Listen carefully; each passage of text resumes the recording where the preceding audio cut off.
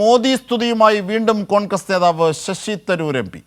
സ്വതന്ത്ര ഇന്ത്യയിൽ സ്വാധീനമുള്ള 3 നേതാക്കളിൽ ഒരാളാണ് മോദി. മോദിയുടെ കാലത്ത് വിവിധ മേഖലകളിൽ അമ്പരപ്പിക്കുന്ന പുരോഗതി കൈവരിച്ചതായും ദീപികയിലെ ലേഖനത്തിൽ ശശി തരൂർ പറയുന്നു. മോദിയെ നെഹ്റു അടക്കമുള്ളവരുമായിട്ടാണ് ശശി തരൂർ ഉപമിച്ചത്. ദീപിക ദിനപത്രത്തിലാണ് മോദിയെ സ്തുതിച്ചുള്ള തരൂരിൻ്റെ ലേഖനം. സ്വതന്ത്ര ഇന്ത്യയിൽ സ്വാധീനമുള്ള 3 നേതാക്കളിൽ ഒരാളാണ് മോദി. അടിസ്ഥാന സൗകര്യം സൃഷ്ടിച്ചതാണ് ഏറ്റവും വലിയ നേട്ടം. മൻമോഹൻ സിംഗിൻ്റെ പാത പിന്തുടർന്ന് പരമ്പരാഗത ബാങ്കിംഗ് ഘടനയെ മറികടന്നു.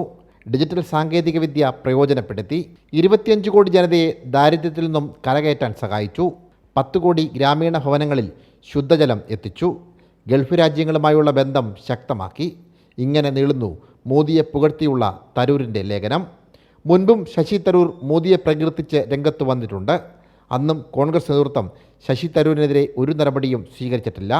ആ ബലത്തിലാണ് തരൂരിൻ്റെ പുതിയ ലേഖനം.